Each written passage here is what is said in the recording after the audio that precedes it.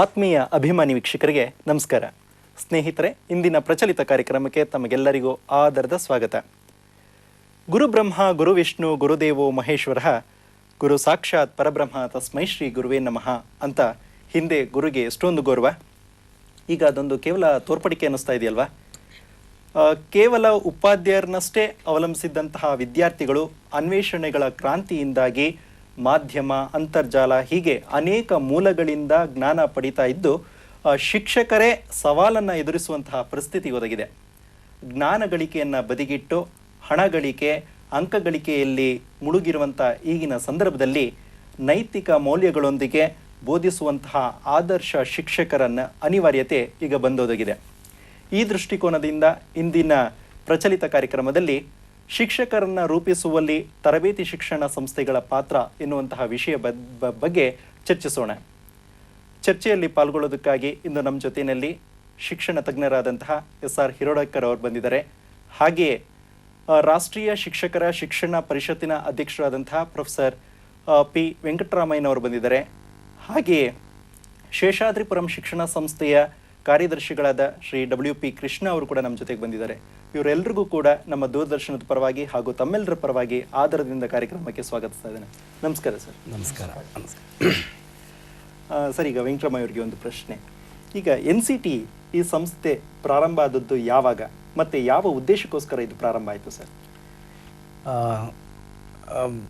ದೇಶದ parliament 1995ರ August 17ರಂದು ಈ ದೇಶದಲ್ಲಿ ಇರ್ತಕ್ಕಂಥ ಶಿಕ್ಷಣ ಮಹಾವಿದ್ಯಾಲಯಗಳ ಗುಣಮಟ್ಟವನ್ನು ಕಾಪಾಡಿಕೊಳ್ಳುವ ದೃಷ್ಟಿಯಿಂದ ಒಂದು ಮಹಾನ್ ಸಂಸ್ಥೆ, ಒಂದು ಸ್ಟ್ಯಾಚ್ಯೂಟರಿ ಬಾಡಿ ಅಂತ ಹೇಳ್ತಾರೆ, ಅಂತಹ ಈ NCT ಅನ್ನೋ ಒಂದು national council for teacher education ಅನ್ನೋದನ್ನು ಪ್ರಾರಂಭ ಮಾಡಿತು.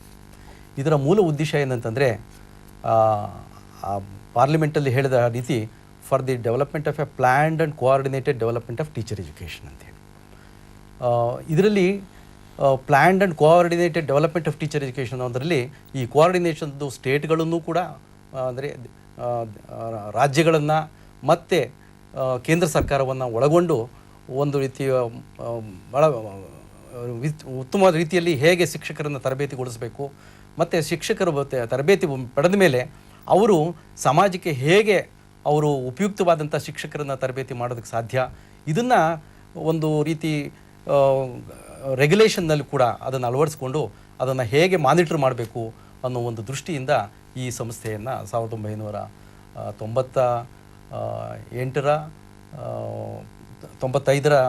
ಆಗಸ್ಟ್ 18ರಂದು ಇದನ್ನು ಪ್ರಾರಂಭ ಮಾಡ್ತೀವಿ. ಈಗ ಶಿಕ್ಷಣ ಸಂಸ್ಥೆಗಳು ತರಬೇತಿ ಶಿಕ್ಷಣ ಸಂಸ್ಥೆಗಳನ್ನೇನೋ ಪ್ರಾರಂಭ ಮಾಡುತ್ತೆ. ಹಾಗಿದ್ರೆ ಅದು ಯಾವ್ಯಾವ ರೀತಿ ಅರ್ಹತೆಗಳನ್ನು ಹೊಂದಿರಬೇಕಾಗಿರುತ್ತೆ ಮತ್ತು ಸೌಲಭ್ಯಗಳನ್ನು ಹೊಂದಿರಬೇಕಾಗಿರುತ್ತೆ ಅನ್ನೋದ್ರ ಬಗ್ಗೆ ಸಂಕ್ಷಿಪ್ತವಾಗಿ ತಿಳಿಸ್ತಾರೆ. ಯಾವುದಾದ್ರೂ ಒಂದು ಸಂಸ್ಥೆ ಶಿಕ್ಷಣ ವಿದ್ಯಾಲಯವನ್ನು ಪ್ರಾರಂಭ ಮಾಡಬೇಕಾದ್ರೆ ಮೂಲಭೂತವಾಗಿ ಕೆಲವು ಸೌಕರ್ಯಗಳನ್ನು ಅವರು ಪಡೆಯಬೇಕಾಗುತ್ತೆ. ಮುಖ್ಯವಾಗಿ ಅವರು ಆರ್ಥಿಕ ಸಂಪನ್ಮೂಲನ ಚೆನ್ನಾಗಿರಬೇಕು, ಬಹಳ ಮುಖ್ಯವಾದಂಥ ಸಂಗತಿ. ಅದ್ರ ಜೊತೆಗೆ ಬೇಕಾದಂಥ ಈ ಇನ್ಫ್ರಾಸ್ಟ್ರಕ್ಚರ್ ಸೌಲಭ್ಯ ಅಂತ ಹೇಳ್ತಾರೆ, ಅಂದರೆ ಒಂದು ಬಿಲ್ಡಿಂಗು, ಒಂದು ವ್ಯವಸ್ಥೆ, ಮತ್ತು ಅದಕ್ಕೆ ಪೂರಕವಾಗಿ ಬೇಕಾದಂಥ ಒಂದು ಜಾಗದ ವ್ಯವಸ್ಥೆ, ಲ್ಯಾಂಡ್ ಅಂತ ಹೇಳ್ತೀವಿ. ಇದು ಇದ್ದ ಮೇಲೆ ಅವರು ಮುಖ್ಯವಾಗಿ ಅದನ್ನು ಸ್ಥಾಪನೆ ಮಾಡಬೇಕಾದ್ರೆ ಸರ್ಕಾರದಿಂದ ಒಂದು ನೋ ಅಬ್ಜೆಕ್ಷನ್ ಸರ್ಟಿಫಿಕೇಟ್, ಆಕ್ಷೇಪಣಾ ರಹಿತ ಪತ್ರವನ್ನು ಪಡಿಬೇಕಾದ ಅವಶ್ಯಕತೆ ಇದೆ. ಅದು ಪಡೆದ ಮೇಲೆ ಅವರು ಈ NCTನ ಒಂದು ಅಪ್ಲಿಕೇಶನ್ ಅರ್ಜಿಯನ್ನು ಸಲ್ಲಿಸಿ, ಆ ಅರ್ಜಿಯನ್ನು ಸಲ್ಲಿಸಿದ ಮೇಲೆ NCTನವರು ಅವರ ಸವಲತ್ತುಗಳು ಏನಿದೆ ಮತ್ತು ಅವರ ಸಿದ್ಧತೆಗಳು ಏನೇನು ಮಾಡ್ಕೊಂಡಿದ್ದಾರೆ ಎಲ್ಲ ರೂಪದಲ್ಲೂ, ಅಂದರೆ ಇನ್ಫ್ರಾಸ್ಟ್ರಕ್ಚರಲ್ ಸೌಲಭ್ಯಗಳು, ಇನ್ಸ್ಟ್ರಕ್ಷನಲ್ ಫೆಸಿಲಿಟಿ ಸೌಲಭ್ಯಗಳು, ಮತ್ತು ಹ್ಯೂಮನ್ ರಿಸೋರ್ಸ್ ಅಂದರೆ ಟೀಚರ್ಸನ್ನು ಹೇಗೆ ಅವರು ಆಯ್ಕೆ ಮಾಡ್ಕೊಂಡಿರ್ತಕ್ಕ ಏರ್ಪಾಡುಗಳು ಏನು ಮಾಡಿದ್ದಾರೆ, ಇದೆಲ್ಲವನ್ನೂ ಕೂಡ ಸಮಗ್ರವಾಗಿ ಪರಿಶೀಲನೆ ಮಾಡಿ ಈ ಸಂಸ್ಥೆಗೆ, ಶಿಕ್ಷಣ ಸಂಸ್ಥೆಯನ್ನು ಪ್ರಾರಂಭ ಮಾಡೋದಕ್ಕೆ ಅರ್ಹತೆ ಇದೆಯಾ ಇಲ್ವ ಅನ್ನೋದನ್ನು ನಿರ್ಧಾರ ಮಾಡ್ತಾರೆ. ಇದೆ ಸರ್. ರವಿಡೇಕರ್ ಅವರು, ಈಗ ಒಬ್ಬ ಜವಾಬ್ದಾರಿ ಅಥವಾ ಒಬ್ಬ ಮಾದರಿ ಶಿಕ್ಷಕ ಅಂದರೆ ಹೇಗಿರಬೇಕು ಅಂತೀರಾ? ಮಾದರಿ ಎಂಬುವ ಅರ್ಥದಲ್ಲಿ ನೀವು ಗುರು ಬ್ರಹ್ಮ ಗುರು ವಿಷ್ಣು ಗುರುದೇವೋ ಮಹೇಶ್ವರ ಅಂತ ಹೇಳಿದ್ರಲ್ಲ, ಅದಕ್ಕೆ ಶಿಕ್ಷಕರಿಗೆ ಅನ್ವಯಿಸಿ, ಇವತ್ತಿನ ಶಿಕ್ಷಕರಿಗೆ ಅನ್ವಯಿಸಿ ಆ ಮಾತಿನ ಅರ್ಥವನ್ನು ನಾನು ಹೇಳ್ತೇನೆ. ಬ್ರಹ್ಮ ಸೃಷ್ಟಿಕರ್ತ, ಸೃಷ್ಟಿ ಮಾಡುವನು. ವಿಷ್ಣು ಅದನ್ನು ರಕ್ಷಣೆ ಮಾಡುವನು. ಶಿವ ಅದನ್ನು ನಾಶ ಮಾಡ್ತಾನೆ. ಗುರು ಬ್ರಹ್ಮ, ಗುರು ವಿಷ್ಣು, ಗುರುದೇವೋ ಮಹೇಶ್ವರ ಅಂದಾಗ ಮೂರೂ ಕೆಲಸವನ್ನು ಶಿಕ್ಷಕ ಮಾಡಬೇಕಾಗತ್ತೆ. ಶಿಕ್ಷಕ ನಿರ್ಮಾಣ ಮಾಡಬೇಕು, ರಕ್ಷಣೆ ಮಾಡಬೇಕು ಮತ್ತು ನಾಶ ಮಾಡಬೇಕು. ಈ ಮೂರನ್ನು ಅವನು ಏನು ಮಾಡ್ತಾನೆ ಎಂಬುದಕ್ಕೆ ಇಂಟರ್ಪ್ರಿಟೇಷನ್ ಹೀಗಿದೆ. ಶಿಕ್ಷಕ ಕೇವಲ ಪುಸ್ತಕೀಯ ಜ್ಞಾನವನ್ನು ಪಡ್ಕೊಂಡ್ರೆ ಅವನು ಬ್ರಹ್ಮನಾಗಲಾರ. ಬ್ರಹ್ಮ ಆಗಬೇಕಾದ್ರೆ ಸುತ್ತಮುತ್ತಲಿನ ಜೀವನದಿಂದ, ಓದಿನಿಂದ, ಬೇರೆಯವರ ಚರ್ಚೆ ಮಾಡಿ ಅನೇಕ ಸಾಧನ ಮುಖಾಂತರವಾಗಿ ಜ್ಞಾನವನ್ನು ಸೃಷ್ಟಿ ಮಾಡಬೇಕು. ಈ 2005ನೇ ಇಸ್ವಿ ಎಜುಕೇಷನ್ ಪಾಲಿಸಿಯಲ್ಲಿ ಮೊಟ್ಟಮೊದಲೇ ವಾಕ್ಯ ಅವರು ಹೇಳಿದ್ದಾರೆ, ಒಂದು ವಾಕ್ಯ, that a child has to be the constructor of knowledge, and if the teacher is not a constructor of knowledge, how can the child be? ಅದಕ್ಕೋಸ್ಕರ ಕನ್ಸ್ಟ್ರಕ್ಷನ್ ಆಫ್ ನಾಲೆಡ್ಜ್ ಎಂಬುದು ಏನು ಕ್ರಿಯೆ ಇದೆ, ಈ ಗುರುಗಳು ಕಲಿಬೇಕಾದ್ರೆ, ಆದರ್ಶ ಶಿಕ್ಷಕರಿರ್ಬೇಕಾದ್ರೆ ಶಿಕ್ಷಕ ಓದಿಕೊಂಡು ಸುತ್ತಲೇ ತಿಳ್ಕೊಂಡು ಜ್ಞಾನವನ್ನು ನಿರ್ಮಾಣ ಮಾಡುವ ಮೊದಲೇ ಕೆಲಸವನ್ನು ಮಾಡಬೇಕು. ಎರಡನೇ ಕೆಲಸ ಏನು ಅಂದರೆ, ಅವನೇನು ಕಲಿಸಿರ್ತಾನೆ ಅದು ಚೆನ್ನಾಗಿ ಮಕ್ಕಳಿಗೆ ಉಳಿಬೇಕಾದರೆ ಅದಕ್ಕೆ ರಿವಿಷನ್ ಮಾಡೋದಾಗಲಿ, ಓದಲಿಕ್ಕೆ ಹೇಳೋದಾಗಲಿ ಮುಂತಾದ ಹೇಳಬೇಕು. ಹಾಗೆಯೇ ಜನ ಕೇಳಿದ್ರು ನಾಶ ಏನು ಮಾಡೋದು ಅವನು ಅಂತ. ಗುರು ನಾಶ ಏನು ಮಾಡಬೇಕು ಶಬ್ದದ ವ್ಯುತ್ಪತ್ತಿನೇ ಗುರುದಲ್ಲಿದೆ. ಒಂದು ಜ್ಞಾನ, ಅದು ನಾಶ ಮಾಡುವುದು, ಇದರಲ್ಲಿ ಅಜ್ಞಾನವನ್ನು ನಾಶ ಮಾಡೋದು. ಅಜ್ಞಾನ ತಿಮಿರಾಂಧಸ್ಯ ಜ್ಞಾನಾಂಜನ ಶಲಾಕಯ ಅಂತೇನು ಪ್ರಯೋಗ ಇದೆ. ಆ ರೀತಿಯಾಗಿ ಗುರು ಆದವನು ಅಜ್ಞಾನವನ್ನು ನಾಶ ಮಾಡಿ ಹೊಸದಾದ ಜ್ಞಾನವನ್ನು ಸೃಷ್ಟಿಸಿ ಒಳ್ಳೆಯದು ಉಳಿದದ್ದನ್ನು ಉಳಿಯುವಂತೆ ಮಾಡಲಿಕ್ಕೆ ರಿವಿಷನ್ ಮುಂತಾದ ಮಾಡುವ ಶಿಕ್ಷಕ ಜ್ಞಾನ ದೃಷ್ಟಿಯನ್ನು ಆದರ್ಶ. ಎರಡನೇ ಆದರ್ಶ ಅವನ ಸ್ವಂತ ಜೀವನದಲ್ಲಿ ವ್ಯಾಲ್ಯೂ ಓರಿಯೆಂಟೆಡ್ ಅಂತ ಇಂಗ್ಲೀಷ್ನಲ್ಲಿ ಮಾತಾಡ್ತೀವಿ. ಅವನಲ್ಲಿ ಆ ಥರದ ಗುಣಗಳಿರಬೇಕು, ಆದರ್ಶ ಗುಣಗಳು. ಕೆಲವಾದರೂ ಸತ್ಯಸಾಯಿ ಬಾಬಾನ ಸಂಸ್ಥೆಯಲ್ಲಿ ನಾನು ಕೆಲಸ ಮಾಡುವಾಗ 5 ಮೌಲ್ಯಗಳನ್ನು ಕೊಟ್ಟಿದ್ದರು. ಸತ್ಯ, ಧರ್ಮ, ಪ್ರೇಮ, ಶಾಂತಿ, ಅಹಿಂಸೆಯನ್ನು. ಈ 5 ಮೌಲ್ಯಗಳನ್ನು ಕುರಿತು ಅನೇಕ ಪ್ರಯೋಗಗಳನ್ನು ಮಾಡಿ ನಾನು ಗೋಕಾಕರು ಭಾಳ ಕೆಲಸ ಮಾಡಿದ್ವಿ. ಈ ಮೌಲ್ಯಗಳನ್ನು ಅಳವಡಿಸಿಕೊಳ್ಬೇಕು ಶಿಕ್ಷಣ. ಎರಡನೇದ್ದು. ಮೂರನೇದ್ದು, ಸಮಾಜಕ್ಕೆ ಅವನು ಹಿತಕಾರಿಯಾಗಿ ಪರಿಣಮಿಸಬೇಕು. ಈ ಕೆಲಸ ಅವನು ಮಾಡದೇ ಇದ್ದರೆ ಒಳ್ಳೆಯ ಗುರು ಆಗಲ್ಲ. ಸರ್, ಈಗ ಕೃಷ್ಣ ಅವರಿಗೆ ನಾನು ಪ್ರಶ್ನೆ ಕೇಳ್ತಿರುವಂಥದ್ದು, ಹಿಂದಿನ ಶಿಕ್ಷಕರಿಗೆ ಹೋಲಿಸಿ ನೋಡಿದಾಗ ಇಂದಿನ ಶಿಕ್ಷಕರಲ್ಲಿ ಗೌರವ ಕೊಡ್ತಿರುವಂಥದ್ದು ತುಂಬ ಕಡಿಮೆ. ಈ ನಿಟ್ಟಿನಲ್ಲಿ ನಾವು ಹೇಳ್ತೇವೆ, ಈ ಸಾಮಾನ್ಯವಾಗಿ ಏನು ಅಂತಂದರೆ ಗೌರವವನ್ನು ಪಡ್ಕೊಳ್ಳೋವಂಥದ್ದಲ್ಲ, ಅದು ಗಳಿಸ್ಕೊಳ್ಳೋವಂಥದ್ದು. ಹಾಗಿದ್ರೆ ಒಬ್ಬ ಶಿಕ್ಷಕ ಯಾವ ರೀತಿಯಲ್ಲಿ ಪ್ರಯತ್ನ ಪಟ್ಟರೆ ಅವನು ಗೌರವವನ್ನು ಪಡ್ಕೊಳ್ಳೋದಕ್ಕೆ ಸಾಧ್ಯ ಆಗುತ್ತೆ ಅಂತ?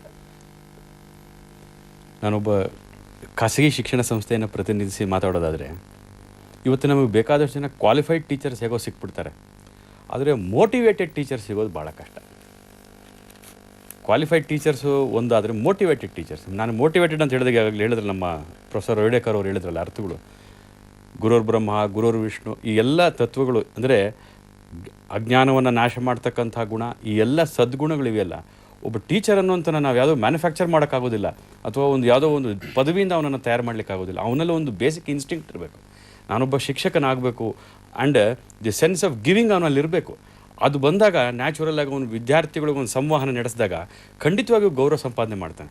ಅದರಲ್ಲಿ ಅದಕ್ಕೆ ಹೇಳೋದು, ಆ ಲವ್ ಆಫ್ ಟೀಚಿಂಗ್ ಅನ್ನೋಂಥದ್ದು ಇದೆಯಲ್ಲ, teaching is only a part of education.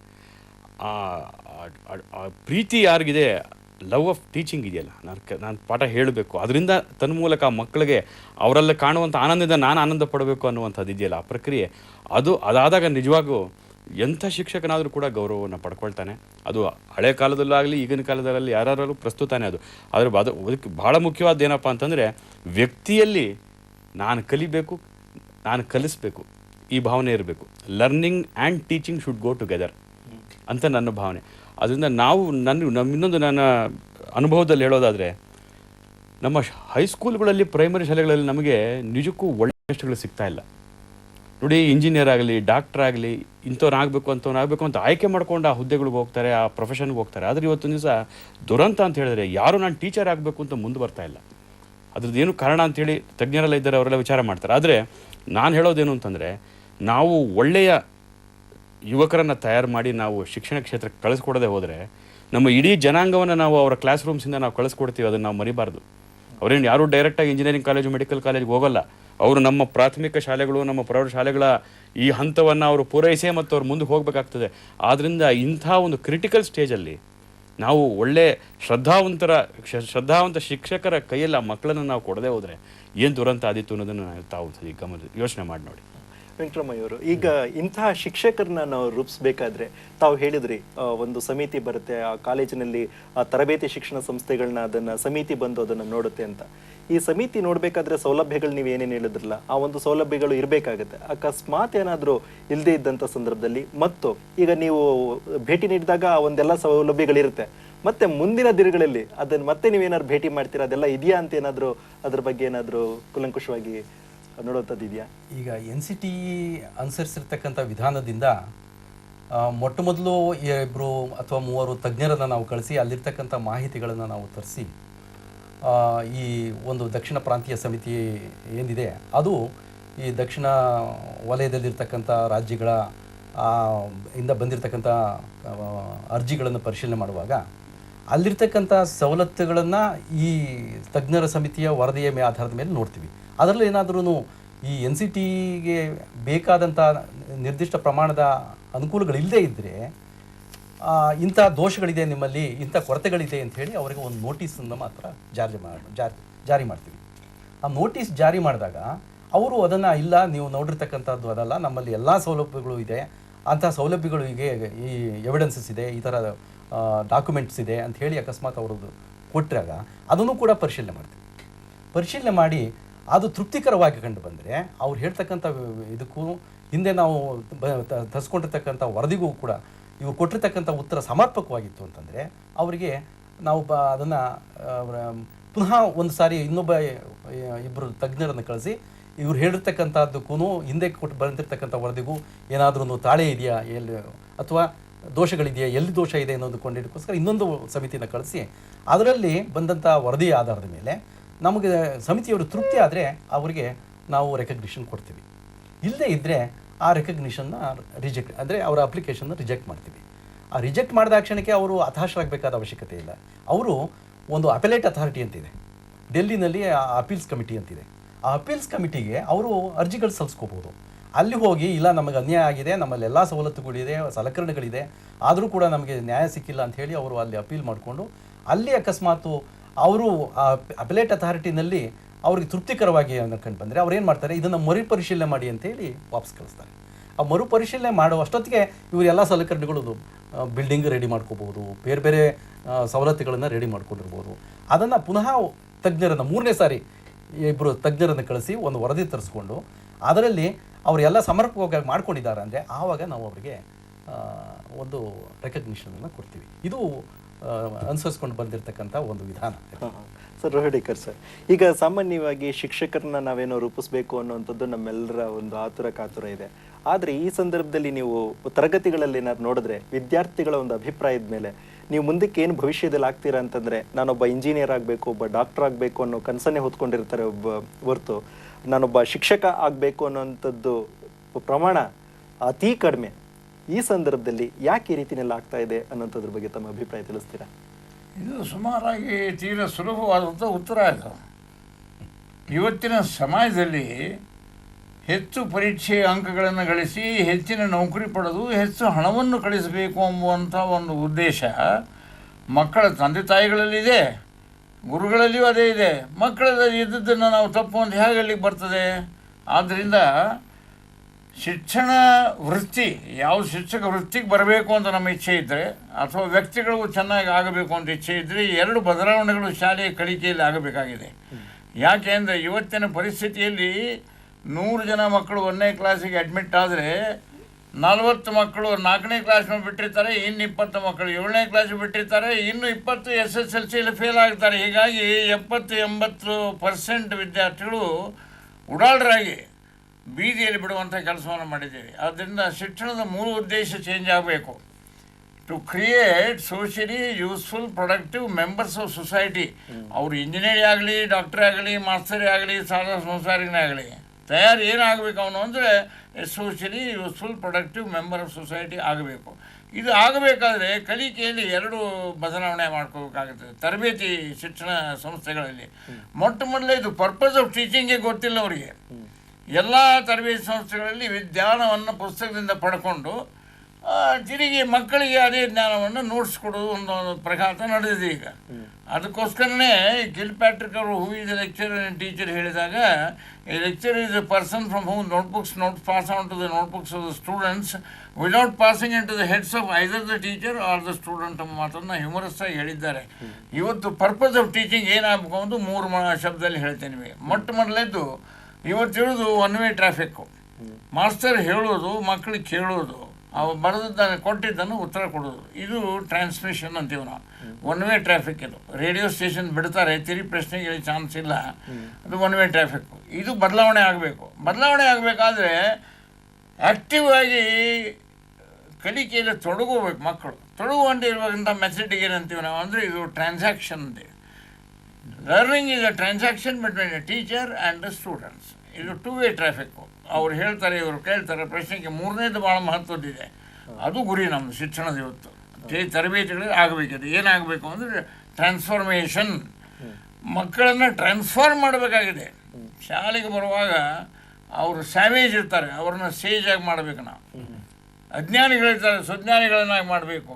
ಹಾಗೆ ಈ ಟ್ರಾನ್ಸ್ಫಾರ್ಮೇಷನ್ ಮಾಡುವಂಥದ್ದು ಮಾಡಬೇಕಾದ್ರೆ ಉಪಾಧ್ಯಾಯ ತನ್ನನ್ನು ತಾನು ದಿನಾಲೂ ಟ್ರಾನ್ಸ್ಫರ್ ಮಾಡ್ಕೊಳ್ಬೇಕು, ವಿದ್ಯೆಯನ್ನು ಟ್ರಾನ್ಸ್ಫರ್ ಮಾಡಬೇಕು, ಮಕ್ಕಳಿಗೆ ಉತ್ತೇಜನ ಕೊಟ್ಟು ಅವರು ಟ್ರಾನ್ಸ್ಫರ್ ಮಾಡಿ ಸಹಾಯ ಮಾಡಬೇಕು. ಈ ಕೆಲಸ ಎಲ್ಲಿವರೆಗೆ ತರಬೇತಿ ಶಿಕ್ಷಣ ಸಂಸ್ಥೆ ನಡೆಯೋದಿಲ್ಲ, ಅಲ್ಲಿವರೆಗೆ ನೀವು ಕೇಳಿದ ಪ್ರಶ್ನೆಗೆ ಉತ್ತರ ಸಿಗೋದಿಲ್ಲ. ಕೃಷ್ಣ ಅವರು, ಈಗ ಇವರು ಹೇಳ್ತಾ ಇದ್ರು, ಸಾಮಾನ್ಯವಾಗಿ ಏನು ಅಂತಂದ್ರೆ ಡಾಕ್ಟರ್ ಅಥವಾ ಇಂಜಿನಿಯರ್ ಏನಕ್ಕೆ ಆಗ್ತಾರೆ ಅಂದ್ರೆ ಹಣ ಸಂಪಾದನೆ ಮಾಡೋದಕ್ಕೆ ಅಂತ ಅಂದ್ಬಿಟ್ಟು. ಹಾಗಾಗಿ ನಾನೊಂದು ಹೇಳ್ತೀನಿ, ಶಿಕ್ಷಣ ಒಂದು ಕಡೆ ಹೇಳುತ್ತೆ, ಓದು ಗಳಿಕೆಗೂ ಕೂಡ ಅನುಕೂಲ ಮಾಡಿಕೊಡ್ಬೇಕು ಅನ್ನುವಂಥದ್ದು ಶಿಕ್ಷಣದ ಒಂದು ಅಭಿಪ್ರಾಯ ಕೂಡ. ಹಾಗಾಗಿ ಇಂದಿನ ಪರಿಸ್ಥಿತಿನಲ್ಲಿ ಶಿಕ್ಷಕರ ಆರ್ಥಿಕ ಮಟ್ಟ ಏನಾದರೂ ನೀವು ನೋಡಿದ್ರೆ ನನಗನ್ಸೋ ಪ್ರಕಾರ ಬಡತನ ರೇಖೆಗಿಂತಲೂ ಕಡಿಮೆ ಇದ್ದಾರೆ ಅಂತ ಅಂದ್ಬಿಟ್ಟು. ಅಂದರೆ ಇದು ನಾನು ವ್ಯವಸ್ಥಿತವಾಗಿ ಸಂಬಳವನ್ನು ತೆಗೆದುಕೊಳ್ತಿರುವಂಥ ವರ್ಗವನ್ನು ಬಿಟ್ಟು ನಾನು ಸಾಮಾನ್ಯ ವರ್ಗವನ್ನು ನಾನು ಮಾತಾಡ್ತಿರುವಂಥದ್ದು ಹೆಚ್ಚಿನ ಜನಗಳು. ಹಾಗಾಗಿ ಆದರ್ಶಕ ಶಿಕ್ಷಕರನ್ನ ರೂಪಿಸೋದ್ರಲ್ಲಿ ಇದು ಹೇಗೆ ಸಾಧ್ಯ ಅಂತೀರ? ನಾನು ಬರೀ ಯಾಕಂದ್ರೆ ನೀವು ಆಡಳಿತ ಮಂಡಳಿಯವರು ಕೂಡ ಆಗಿರೋದ್ರಿಂದ ನಿಜ, ನಾನು ಅದು ಆ ಮಾತು ಹೇಳ್ತೇನೆ, ಒಪ್ತೀನಿ. ನಾನು ಒಂದು ವಿಚಾರ ನಾನು ಒಪ್ತೀನಿ, ಏನು ಅಂತಂದರೆ they should be well paid. ಅದ್ರ ಬಗ್ಗೆ ಯಾವ ಅನುಮಾನವೂ ಇಲ್ಲ. ಒಳ್ಳೆಯ ಶಿಕ್ಷಕರು ಬೇಕಾದ್ರೆ ನೀವು ಒಳ್ಳೆಯ ಸಂಬಳ ಕೊಡಲೇಬೇಕು.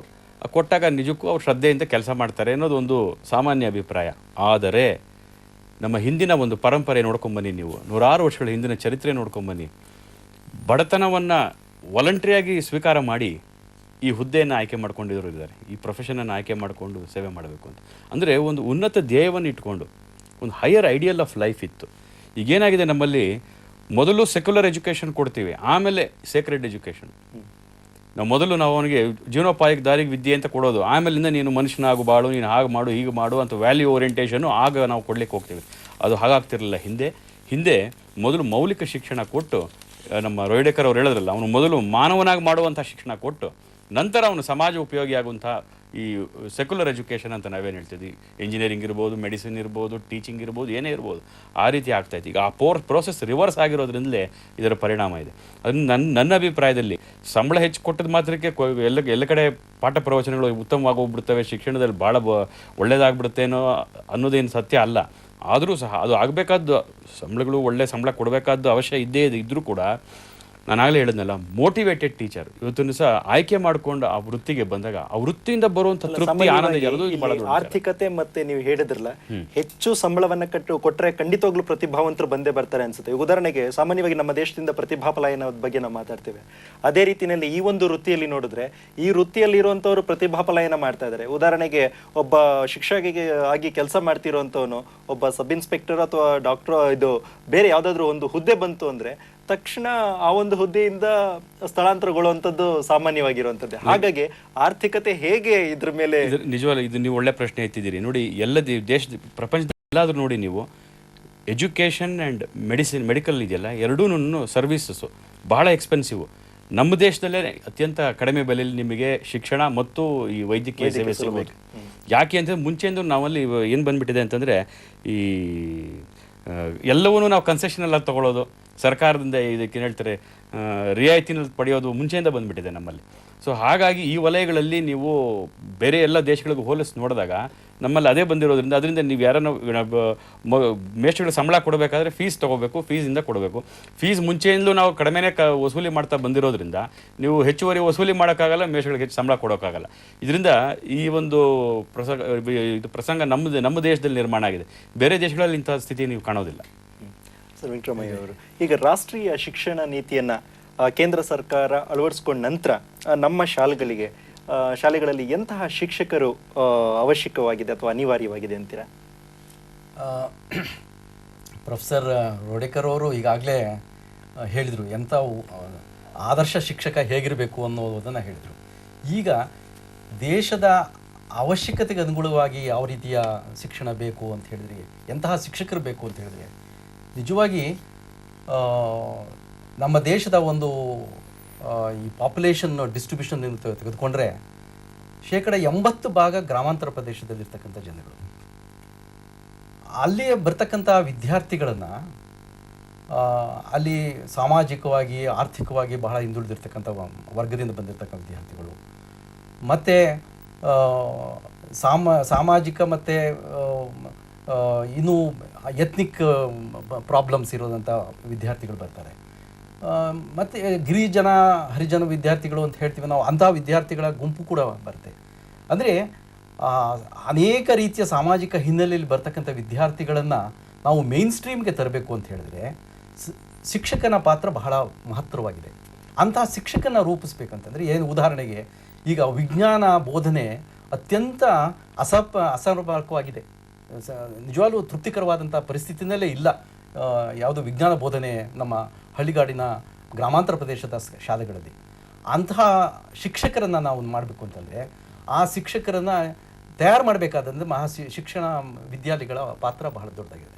ಅಂತಹ ಶಿಕ್ಷಕರನ್ನು ರೂಪಿಸೋದ್ರಲ್ಲಿ ನಾವು ಇಡೀ ದೇಶದ ವ್ಯಾಪ್ತಿಯಲ್ಲಿ ಕೂಡ ನಾವು ಪರಿಶೀಲನೆ ಮಾಡಿದಾಗ ದುರದೃಷ್ಟವಶಾತ್ತು ಆ ದಿಕ್ಕಿನಲ್ಲಿ ನಾವು ಸಾಕಷ್ಟು ಉತ್ತಮ ಪ್ರತಿಫಲವನ್ನು ನಾವು ಪಡೆಯೋಕ್ಕಾಗಿಲ್ಲ. ಆದರೆ ಮಾಡಲೇಬೇಕು. ಅಂತಹ ದಿಕ್ಕಿನಲ್ಲಿ ಶಿಕ್ಷಣ ವಿದ್ಯಾಲಯಗಳು ನಾವು ಆ ಶಿಕ್ಷಕರನ್ನ ತಯಾರು ಮಾಡೋದಕ್ಕೆ ನಾನು ಬರೀ ವಿಜ್ಞಾನ ಬೋಧನೆ ಅಷ್ಟೇ ಅಲ್ಲ, ಮತ್ತು ಈ ವ್ಯಕ್ತಿತ್ವ ರೂಪಣೆ ಮಾಡ್ತಕ್ಕಂಥ ಅಂದರೆ ಆದರ್ಶ ಗುಣಗಳನ್ನು ಉತ್ತಮವಾದಂಥ ವಿದ್ಯಾರ್ಥಿಗಳನ್ನು ತಯಾರು ಮಾಡಬೇಕಾದ್ರೆ ಅವನಲ್ಲಿರ್ತಕ್ಕಂಥ ಗುಣ ಅಂದರೆ ಪರ್ಸ್ನಾಲಿಟಿ ಡೆವಲಪ್ಮೆಂಟು. ಆ ಪರ್ಸ್ನಾಲಿಟಿ ಡೆವಲಪ್ಮೆಂಟ್ ಮಾಡಬೇಕು ಅಂದರೆ ಒಬ್ಬ ವಿದ್ಯಾರ್ಥಿಯಲ್ಲಿ ಮಾಡಬೇಕು ಅಂದರೆ ಆ ಶಿಕ್ಷಕನಾಗಲೇ ಆಗಿರಬೇಕದು. ಅಂತಹ ಶಿಕ್ಷಕರನ್ನು ನಾವು ಈ ಶಿಕ್ಷಣ ಮಹಾವಿದ್ಯಾಲಯಗಳು ರೂಪಿಸಬೇಕಾದ ಅವಶ್ಯಕತೆ ಇದೆ.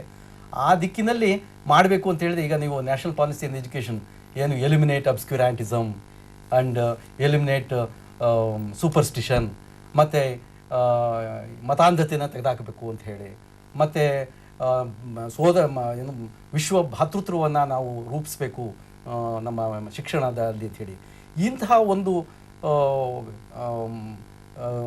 ಮಹತ್ವ ಉದ್ದೇಶಗಳನ್ನು ಸಾಧನೆ ಮಾಡಬೇಕು ಅಂದರೆ ಆ ಶಿಕ್ಷಕರಿಂದಲೇ ಆಗಬೇಕು. ಅಂತಹ ಶಿಕ್ಷಕರನ್ನು ತಯಾರು ಮಾಡೋದಕ್ಕೆ ನಮ್ಮ ಶಿಕ್ಷಣ ವಿದ್ಯಾಲಯಗಳು ನಿಜವಾಗ್ಲೂ ತಯಾರಾಗಬೇಕಾಗಿದೆ. ಕೆಲವು ಒಂದು 10%, 15% ಅಥವಾ 20% ಅಂತ ಒಂದು ನಾವು ಅಳತೆ ಮಾಡಿದ್ರೆ ಅದರಲ್ಲಿ ಆ ಶಿಕ್ಷಣ ವಿದ್ಯಾಲಯಗಳು ಸಕ್ಸಸ್ ಆಗ್ತಾ ಇವೆ. ಬಹಳ ಶಿಕ್ಷಣ ವಿದ್ಯಾಲಯಗಳು ನಿಜವಾಗ್ಲೂ ಆ ತೃಪ್ತಿಕರವಾದ ಒಂದು ನೀವು ಹೇಳ್ತಿದ್ರಿ ಏನು ಅಂತಂದ್ರೆ ವಿಜ್ಞಾನ ವಿಷಯಗಳು ಅಂತಂದು, ಅದಕ್ಕೆ ನಾನು ಒಂದು ಇದನ್ನ ಹೇಳೋದಕ್ಕೆ ಇಷ್ಟಪಡ್ತೀನಿ. ಈಗ B.Ed ವಿದ್ಯಾಭ್ಯಾಸ ಮಾಡಬೇಕಾದ್ರೆ ಯಾರು ಪದವಿಯಲ್ಲಿ ಯಾವ ವಿಷಯವನ್ನ ಓದಿರ್ತಾರೋ ಅವರು ಬೋಧನಾ ವಿಧಾನವನ್ನ ಕಲಿಬೇಕಾದ್ರೂ ಕೂಡ ಅದೇ ವಿಷಯವನ್ನ ಓದಿದ್ರೆ ಅವರು ಆ ಒಂದು ವಿಷಯಕ್ಕೆ ಸಂಬಂಧಿಸಿದಂತೆ ಮಕ್ಕಳಲ್ಲಿ ಸಂಪೂರ್ಣವಾಗಿ ಪಾಠ ಮಾಡೋದಕ್ಕೆ ಸಾಧ್ಯ ಆಗುತ್ತೆ. ಇದಕ್ಕೆ ಉದಾಹರಣೆ ಕೊಡೋದಾದ್ರೆ ಭೂಗೋಳಶಾಸ್ತ್ರವನ್ನ ಯಾರು ಪದವಿ ಮಟ್ಟದಲ್ಲಿ ಓದಿರ್ತಾರೋ ಅಂಥವರು ನಾವು ಮಹಾವಿದ್ಯಾಲಯದ ಮಟ್ಟದಲ್ಲಿ ಅವರಿಗೆ ತರಬೇತಿಯನ್ನು ಕೊಟ್ಟಾಗ ಬೋಧನಾ ವಿಧಾನ ಆಗ ಮಕ್ಕಳಲ್ಲಿ ಪಾಠ ಮಾಡೋದಕ್ಕೆ ಅದು ಯಶಸ್ವಿ ಆಗುತ್ತೆ. ಇಲ್ಲಿ ಸಾಮಾನ್ಯವಾಗಿ ನಾನು ಗಮನಿಸಿದಂಗೆ ಇತ್ತೀಚಿನ ಒಂದು ಇದರಲ್ಲಿ ಭೂಗೋಳಶಾಸ್ತ್ರವನ್ನ ಸರಿಯಾದ ಮಟ್ಟದಲ್ಲಿ ಪಾಠ ಮಾಡೋದಕ್ಕೆ ಅವರು ಅರ್ಹತೆ ಇಲ್ವೇನೋ ಅನ್ನೋ ಮಟ್ಟಕ್ಕೆ ಪಾಠ ಮಾಡ್ತಾ ಇದ್ದಾರೆ. ಇದಕ್ಕೆ ಕಾರಣ ಏನು ಅಂತಂದ್ರೆ ಅಲ್ಲಿ ಓದಿರೋದಿಲ್ಲ. ಹೀಗಾಗಿ ನೀವು ಆ ಒಂದು ವಿಷಯವನ್ನ ಓದಿರೋಂಥವ್ರಿಗೆ ಯಾಕೆ ನೀವು ಅವಕಾಶ ಮಾಡಿಕೊಡ್ಬಾರ್ದು, ಅಂಥವ್ರನ್ನೇ ಯಾಕೆ ನೇಮಕ ಮಾಡಬಾರ್ದು? ಇದು ಕೇವಲ ಒಂದು ವಿಷಯಕ್ಕೆ ಸಂಬಂಧಿಸಿದಂತಲ್ಲ, ಎಲ್ಲ ವಿಷಯಗಳಿಗೂ ಕೂಡ ಇದೊಂದು ಉದಾಹರಣೆ ಅಷ್ಟೇ. ಈಗ ನಿಜವಾಗಿ ಹೇಳೋದಾದ್ರೆ ನಮ್ಮ NCT ರೂಲ್ ಪ್ರಕಾರ ಒಬ್ಬ B.Ed ಕಾಲೇಜಿನಲ್ಲಿ 8 ಜನರು ಅಧ್ಯಾಪಕರನ್ನು ನಾವು ಅಲ್ಲಿಗೆ ಸೇರಿಸ್ಕೊಳ್ಬೇಕು ಅಂತ ಹೇಳಿ ಒಂದು ನಿಯಮ ಇದೆ. ಆ ನಿಯಮದಲ್ಲಿ ಏನಾಗುತ್ತೆ, ಅಲ್ಲಿ ಎಲ್ಲ ಥರದ ಫಿಸಿಕಲ್ ಸೈನ್ಸ್ ಬ್ಯಾಕ್ಗ್ರೌಂಡ್ ಇರ್ತಕ್ಕಂಥವ್ರು, ಬಯಾಲಜಿಕಲ್ ಸೈನ್ಸ್ ಬ್ಯಾಕ್ಗ್ರೌಂಡ್ ಇರ್ತಕ್ಕಂಥವ್ರು, ಮತ್ತು ಈ ಸೋಷಿಯಲ್ ಸೈನ್ಸ್ ಬ್ಯಾಕ್ಗ್ರೌಂಡ್ ಇರ್ತಕ್ಕಂಥವ್ರು ಎಲ್ಲರನ್ನೂ ಕೂಡ ಅಲ್ಲಿ ನೇಮಕ ಮಾಡಬೇಕು ಅನ್ನೋ ನಿಯಮ ಇದೆ. ಅದು ದುರದೃಷ್ಟವಶಾತ್ ಏನಾಗ್ತಾ ಇದೆ, ಅದು ನಿಯಮ ರೂಪದಲ್ಲಿ ಇದೆಯೇ ಹೊರತು ಜಾರಿಗೆ ಬರೋದ್ರಲ್ಲಿ ಬಹಳ ಅಂದ್ರೆ ಈ ನಿಟ್ಟಿನಲ್ಲಿ ಸರ್ಕಾರ ಕೂಡ ಪ್ರಯತ್ನ ಮಾಡಬೇಕು, ಮತ್ತೆ ಶಿಕ್ಷಣ ತಜ್ಞರು ಕೂಡ ಇದ್ರ ನಿಟ್ಟಿನಲ್ಲಿ ಸ್ವಲ್ಪ ಯೋಚನೆ ಮಾಡಬೇಕಾಗಿದೆ ಅನ್ಸುತ್ತೆ. ಸರ್ ಹಿರೋಡೇಕರ್ ಅವರು, ಈಗ ಶಿಕ್ಷಣ ಸಂಸ್ಥೆಗಳು ಈಗ BEd ಮತ್ತೆ D.Ed ಈ ರೀತಿಯಲ್ಲಿ ತರಬೇತಿ ಸಂಸ್ಥೆಗಳು ಹೆಚ್ಚಾಗಿ ಇವತ್ತೊಂದು ದಿವಸ ನಾಯಕೊಡೆಗಳ ರೀತಿಯಲ್ಲಿ ಬೆಳೀತಾ ಇದೆ ಅನ್ನುವಂಥದ್ದು ಒಂದು ವಾದ ಇದೆ. ಹಾಗಾಗಿ ಇದು ಎಷ್ಟರ ಮಟ್ಟಿಗೆ ಸರಿ ಅಂತ ನಿಮ್ಮ ಒಂದು ಅಭಿಪ್ರಾಯ? ಇಲ್ಲ, ಇದು mass production of teacher education ಇನ್ಸ್ಟಿಟ್ಯೂಷನ್ಸನ್ನೇ ಸರ್ಕಾರದವರು ಮಾಡಿದ ಮೇಲೆ ಯಾರು ಏನೂ ಅದರಲ್ಲಿ ಮಾಡಲಿಕ್ಕೆ ಆಗೋದಿಲ್ಲ. ಉದಾಹರಣೆಗಾಗಿ ಹೋದ ವರ್ಷ ಈ ವರ್ಷ 100 B.Ed ಕಾಲೇಜ್, ಹೆಚ್ಚಿನ B.Ed ಕಾಲೇಜು, 300 D.Ed ಕಾಲೇಜಿಗೆ ಪರ್ಮಿಷನ್ ಕೊಟ್ಟ ಮೇಲೆ ನೀವು ಕ್ವಾಲಿಟಿ ಮಾಡುವಂಥ ಉಪಾಧ್ಯಾಯರನ್ನು ಅಲ್ಲಿ ನೇಮಿಸಲಿಕ್ಕೆ ಸಿಗ್ತಾರೆ ನಿಮಗೆ. ಇವತ್ತು ನಾನು 10 ಕಾಲೇಜ್ ವಿಸಿಟ್ ಮಾಡಿದ್ದೇನೆ. ಅವ್ರು ಎಲ್ಲೇ ಇಲ್ಲ, ನಾವು ಎಲ್ಲಿ ತರೋಣ ಅಂತಾರೆ ಅವರು. NCT ಅವರನ್ನು ಕ್ವಾಲಿಫಿಕೇಷನ್ ಹಾಕಿದರು, MA, M.Ed, MSc, M.Ed 55% ಹೇಳಿದ್ದಾರೆ. ಬಟ್ ಆ ಜನರೇ ಕಣ್ಣಿಗೆ ಕಾಣೋದಿರಲ್ಲ ಎಲ್ಲಿ. ಅಷ್ಟು ಕಾಲೇಜ್ ಆದಮೇಲೆ ಸಡನ್ನಾಗಿ ಎಲ್ಲಿ ಸಿಗಬೇಕು? ಆದ್ದರಿಂದ ಇದಕ್ಕೆ ಹಾದಿ ಏನು ಅಂದರೆ, ಸರ್ಕಾರದವರು ನನ್ನ ಅಭಿಪ್ರಾಯ ಪ್ರಕಾರ ಮಾದರಿ B.Ed ಕಾಲೇಜು, ಮಾದರಿ D.Ed ಕಾಲೇಜ್ ಮಾಡಿ ಅಲ್ಲಿ ನೀವೇನು ಹೇಳ್ತಾ ಇದ್ದೀರಲ್ಲ, ಈಗ ಯಾವ ವಿಷಯ ಕಲ್ತಿದ್ದಾರೆ ಗ್ರ್ಯಾಜುಯೇಟಿಗೆ ಅದನ್ನೇ ಮೆಥಡಿಗೆ ತೊಗೋಬೇಕು ಅನ್ನುವಂಥದ್ದನ್ನು ಅವ್ರಿಗೆ ಮಾಡಲಿಕ್ಕೆ ಸಾಧ್ಯ ಇದೆ. ಇಷ್ಟೇ ಅಲ್ಲ, ನಾನು ಇದ್ದಾಗ ನೆನಪಿದೆ, ಯಾವ್ಯಾವ ಕಾಲೇಜಿನಲ್ಲಿ ಯಾವ್ಯಾವ ಡೆಫಿಷಿಯನ್ಸಿ ನೋಡಿಕೊಂಡು ಆ ಸಬ್ಜೆಕ್ಟಿಗೆ ಅವ್ರು ಡೆಪ್ಯೂಟ್ ಮಾಡ್ತಾಯಿದ್ವಿ ಅವ್ರನ್ನ. ಬೇರೆ ಬೇರೆ ಭೂಗೋಳ ಮಾತಾಡಿದ್ರು, ಭಾಳ ದೊಡ್ಡ ವಿಷಯ ಇದು.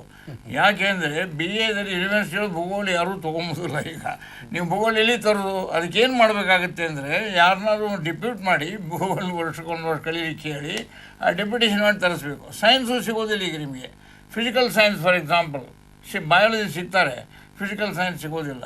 ಅದಕ್ಕೋಸ್ಕರ ಸರ್ಕಾರದವರು ಮಾದರಿ B.Ed ಕಾಲೇಜು, ಮಾದರಿ D.Ed ಕಾಲೇಜುಗಳನ್ನ ಇಟ್ಟುಬಿಟ್ಟು ಅದು ತಕ್ಕ ಅಲ್ಲಿ ಮಾಡಿ ತೋರಿಸ್ಬೇಕು. ಅವರು ಏನಂದರೆ ಒಳ್ಳೆಯ ಶಿಕ್ಷಣ, ಒಳ್ಳೆಯ ಶಿಕ್ಷಕರನ್ನು ಹೇಗೆ ನಾವು ಕೊಡ್ತೇವೆ ಎಂಬುದನ್ನು ಈ ಕೊಡೋ ಕೆಲಸ ಸರ್ಕಾರದವರು ಮಾಡಿದರೆ ಅದು ಬೇರೆ ಕಾಲೇಜುಗಳಿಗೆ ಸ್ವಲ್ಪ ಅನುಸರಿಸಲಿಕ್ಕೆ ಅನುಕೂಲ ಆಗುತ್ತೆ. ನೀವು ಇಂಪ್ಲಿಮೆಂಟ್ ಮಾಡಲಿಕ್ಕಾಗತ್ತೆ.